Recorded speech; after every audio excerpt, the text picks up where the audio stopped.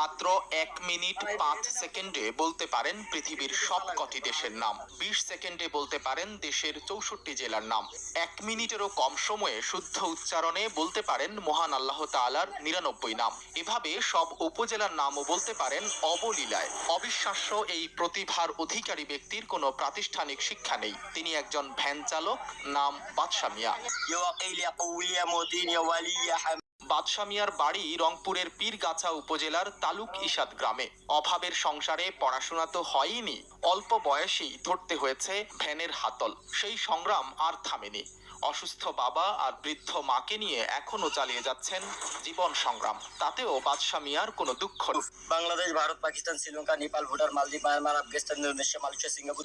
মনে অনেক কষ্ট, মুখে অনেক ব্যথা। এত কিছু শিখেও আমি পাইনি সফলতার দেখা। তাই তো এখনো চালাই অটো রিক্সা। নাম বাদশা, ভাষা পীরগাছা, দুঃখে ভরা ভরপুর জেলা। বাদশা মিয়া এমন ভাবে জেলা উপজেলার নাম বলেন, তাতে মনে হয় সেগুলো শুধু তার মুখস্থ নয়, ঠোঁটস্থ। তার এই প্রতিভায় মুগ্ধ হয়ে এলাকাবাসী তার নাম দিয়েছেন জীবন্ত মানচিত্র। বাদশার বাবা মা জানান, অভাবের কারণে ছেলেকে লেখাপড়া করাতে পারেননি।